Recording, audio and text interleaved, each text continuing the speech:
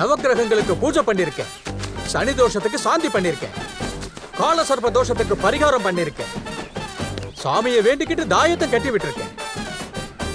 இருந்தாலும் ஏதோ ஒரு தோஷம் உன்னை மோசம் பண்ணிக்கிட்டு இருக்கு.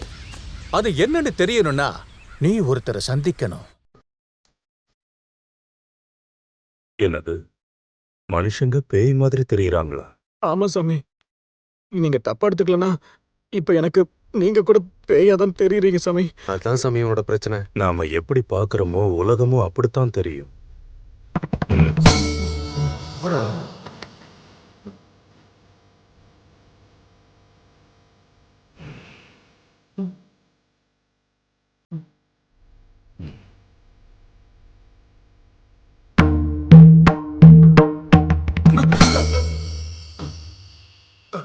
இப்ப என்ன பாரு, நான் தெரியறேனா பேய் தெரியுதா? சாமி, இப்ப நீங்க தான் எனக்கு தெரியுறீங்க. சாமி, அப்ப என்ன பிடிச்ச பேய் போயிடுச்சா? உன்னை பிடிச்சது பேய் இல்ல, பிரம. அந்த பிரமையில இருந்து நீ இப்ப வெளியே வந்திருக்க. சாமி, தேங்க்யூ சாமி. நான் வரேன் சாமி. வாடா.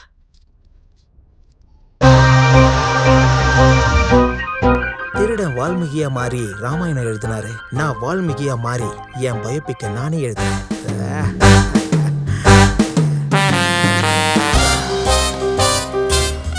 உன்னோட பிரச்சனை என்னப்பா? பிரச்சனை என்னன்னு சொல்லாம சொல்றவர் தான் டாக்டர், சொல்லாம சொல்றவர் தான் சாமிஜி. நீ ஒரு திருடன். சாமியா கண்டுபிடிச்சிட்டீங்க. திருடினதை இப்படி வை. சாரி சுவாமிஜி, இதான் என் பிரச்சனையே. எதை பார்த்தாலும் அமைக்கலாம்னு தோணுது. அதை பார்த்து மக்கள் என்ன அடிக்கிறாங்க. எனக்காக போலீஸ் எல்லாம் அஞ்சில வச்ச ஃபேன் மாதிரி சுத்திக்கிட்டே இருக்காங்க. இந்த பயத்துல சாப்பிட்டா சாப்பாட்டுல ருசி இல்ல, சரக்கு அடிச்சா போதை இல்ல. கிரிக்கெட் விளையாடலான்னு பார்த்தா பேட்டிங்கே பண்ண முடியல. இது ஃபர்ஸ்ட் ஹாஃப் மட்டும்தான். அப்ப செகண்ட் ஹாஃப் எப்படி இருக்கும் சாமி? நீ புழல் ஜெயில பெர்மனண்டா இருக்க போற. சாப்பிட சாப்பாடு கிடைக்காது, குடிக்க தண்ணி கிடைக்காது. அவ்வளவு பயங்கரமா இருக்குமா? அப்ப கிளைமாக்ஸ் என்ன சாமி? முடிவு என்னன்னு தெரிஞ்சிட்டா வாழ்க்கை நரகம் ஆயிடும். உன்னால தாங்க முடியாது. இதுக்கு ட்ரீட்மெண்ட் ஏதாவது இருக்கா சாமி? உன்ன மாதிரி திருடனுங்களுக்கு காலமே ட்ரீட்மெண்ட் கொடுக்கும். God is great. சரிங்க சாமி. மறுபடியும் அடிச்சுட்ட. பிடிச்சிட்டீங்க. சாரி சாமி.